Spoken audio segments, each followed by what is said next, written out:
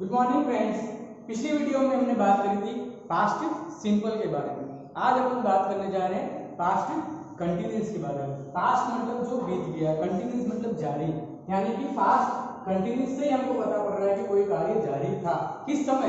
Past में, यानी कि भूतकाल के वे कार्य जिनके बारे में जानकारी है अर्थात वो जारी थे, ऐसे कार्यों को व्यक्त करने के लिए हमें पास्ट कंटिन्यूअस टेंस का प्रयोग करना पड़ता है। किसका प्रयोग करना पड़ता है? पास्ट कंटिन्यूअस टेंस का प्रयोग करना पड़ता है। एक बार फिर मैं समझा रहा हूँ।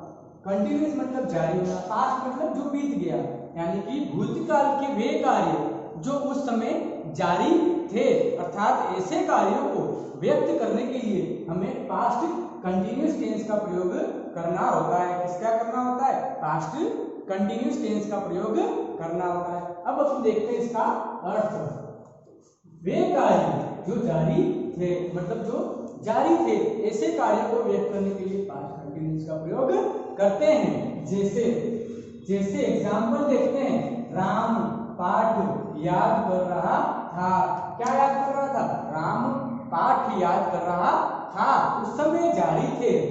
रानी सो रही थी, वो भी कार्य क्या था? जारी था। तो ऐसे कार्यों को व्यक्त करने के लिए पास्ट कंटिन्यूअस का प्रयोग करते हैं। इसकी पहचान देखते हैं। तो पहचानेंगे कैसे कि यह पास्ट कंटिन्यूअस टेंस का वाक्य। पहचान में तीन होते हैं: हिंदी वाक्य की पहचान, अंग्रेजी वाक्य की पहचान और कीवर्ड बेस पे।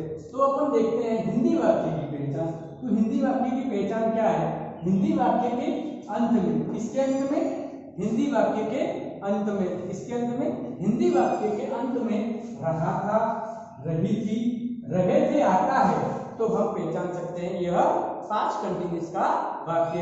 और कैसे पहचानेंगे? हिंदी वाक्य के अंत में रहा था, रही थी, रहे थे आता है, तो हम पहचान सकते हैं कि यह वाक्य किसका?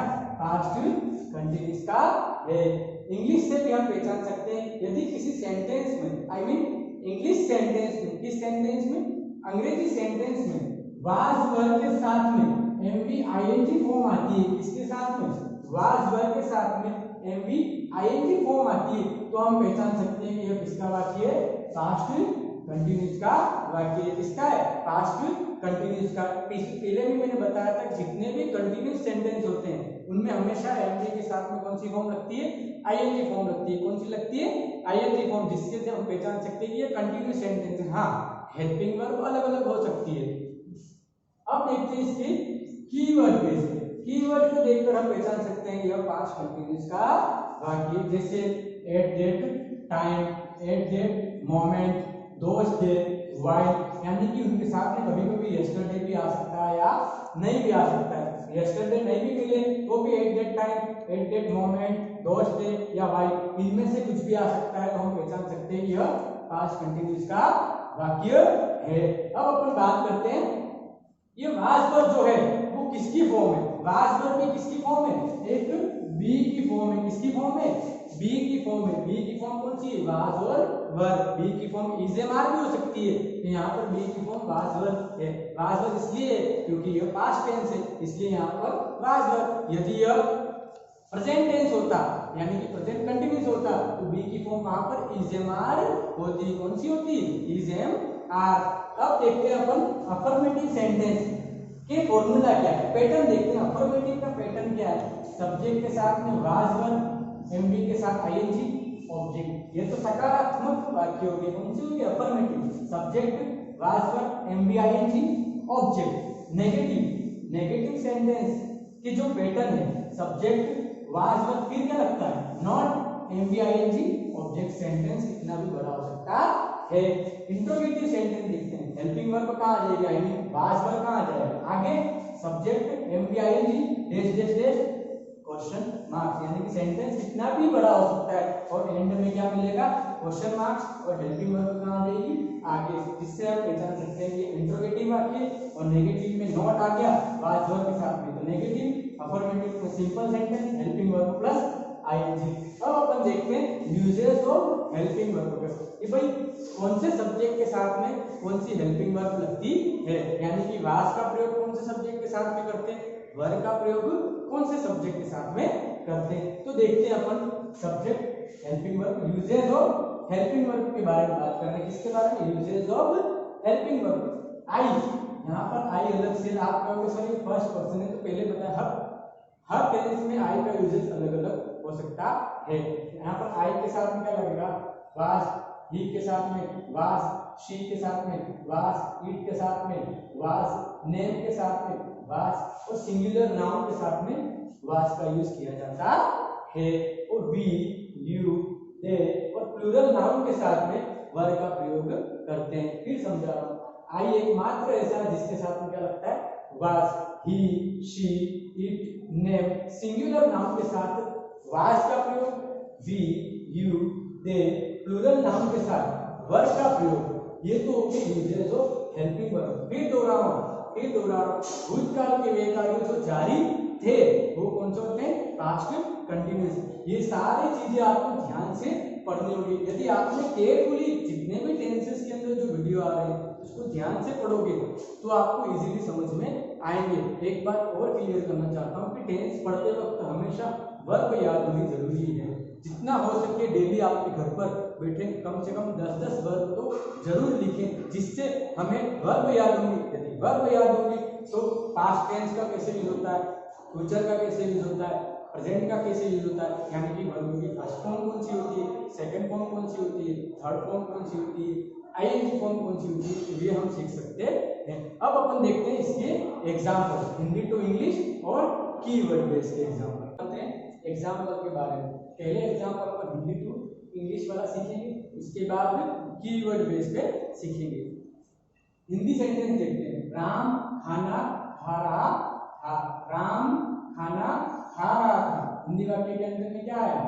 रहा था, रहे थे, रही थी आता है, तो हम पहचान सकते हैं कि पास्ट कंटिन्यूअस का वाक्य है। क्या है? रहा था। तो राम अफर्मेटिव सेंटेंस बनाते हैं। राम, राम के साथ राम किसी का नाम है तो क्या आएगा? Was. Ram was eating food, Ram खाना खा रहा था। नेगेटिव बनाएंगे तो Ram was not eating food. ये कौन सा सेंटेंस हो गया? नेगेटिव। यह अफर्मेटिव, यह नेगेटिव। इंट्रोगेटिव बनाएंगे तो हेल्पिंग वर्ब कहां आ जाएगी? आगे was Ram eating food question marks. Affirmative, negative और interrogative. Affirmative sentence simple, negative में क्या आ जाता है? नॉट। अफर्मेटिव और इंट्रोगेटिव में क्या है? सॉरी, इंट्रोगेटिव में हेल्पिंग वर्ब कहां आ जाती है? आगे, और पीछे क्या लग जाएगा? Question mark. नेक्स्ट सेंटेंस देखते हैं। रानी गाना गा रही थी, तो रानी was singing a song. Rani was singing a song. यह कौन सा हो गया? अफर्मेटिव। नेगेटिव सेंटेंस बनाते हैं। रानी was not singing a song. यह कौन सा हो गया? नेगेटिव सेंटेंस हो गया। किसके देखकर क्या लगाया अपन ने? नॉट लगाया, इसलिए यह नेगेटिव सेंटेंस। इंट्रोगेटिव सेंटेंस में हेल्पिंग वर्ब कहां आ जाती है? आगे। तो was Rani singing a song question mark. Was Rani singing a song question mark. Affirmative, negative और इंट्रोगेटिव। यह सेंटेंस में सिर्फ अफर्मेटिव सेंटेंस बनाऊंगा, नेगेटिव सेंटेंस खुद बनाने का प्रयास करें। तो एक बार ध्यान रखना, जितने भी टेंसेस आपके अंदर आ रहे हैं उनको अपनी नोटबुक में 100% कंपल्सरी लिखने का कार्य करें। होमवर्क आपको अलग से दिया जाएगा, जो मेरी ओर से दिया जाएगा, जिसमें फिल इन द ब्लैंक्स का आएगा। हिंदी टू इंग्लिश का जो सेंटेंस होंगे वो खुद घर पर तलाश करके उसको बनाने की कोशिश करेंगे। देखते हैं नेक्स्ट एग्जांपल। चपरासी घंटी बजा रहा था। कौन बजा रहा था? चपरासी घंटी बजा रहा था। द पियोन, यहाँ पर आप कंफ्यूज हो रहे हो सर, द पियोन तो था ही नहीं, यह ऑलरेडी क्या है? सिंगुलर नाउन है, एडजेक्टिव और उसके साथ में आर्टिकल के साथ में कोई ना कोई नाउन जुड़ा हुआ है। peon was ringing the bell.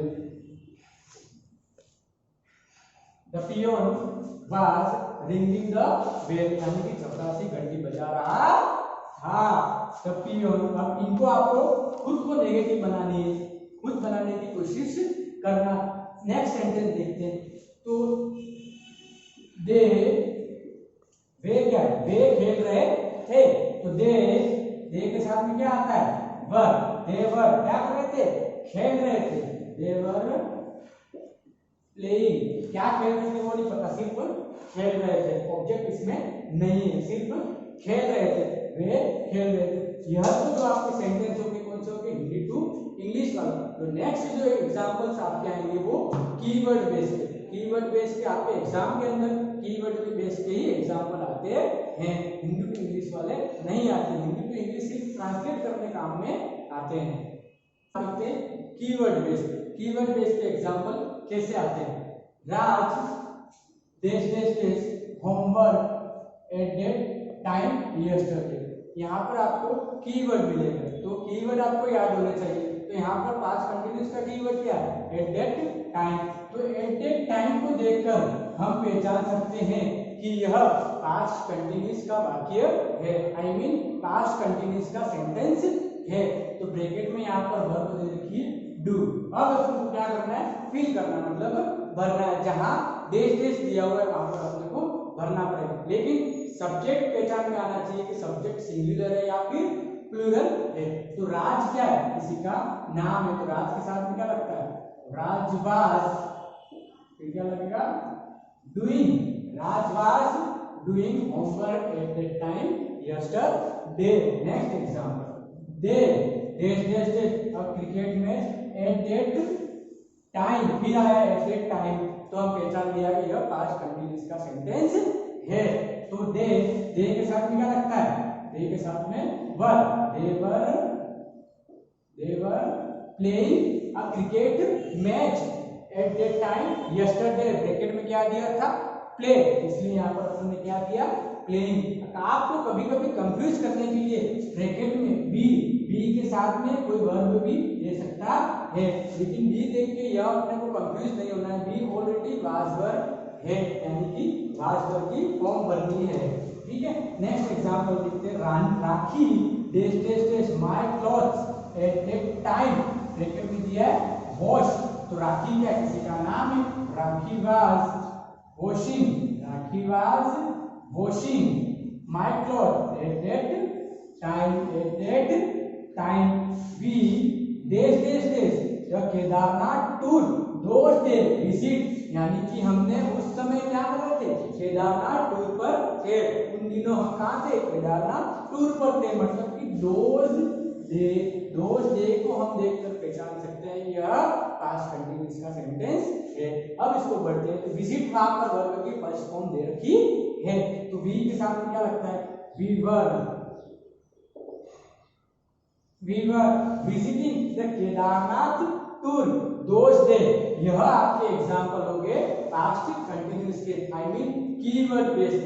ये कंफ्यूज नहीं होना है. कभी सेंटेंस में बी के साथ में वर्ब की फर्स्ट फॉर्म भी दे रखी होती है, तो बी को देखकर हमें वाज वर्ब भरना है. लेकिन कैसे पहचानेंगे, कीवर्ड यदि यह हो तो बी तो भाई प्रेजेंट कंटिन्यूअस में भी होती है. तो आप ये कंफ्यूज मत होना कि प्रेजेंट कंटिन्यूअस में भी बी होती है. प्रेजेंट कंटिन्यूअस का कीवर्ड भी तो अलग होता है, पास्ट कंटिन्यूअस का कीवर्ड भी अलग है. तो नेक्स्ट जो आपका टेंस आएगा वो पास्ट परफेक्ट होगा.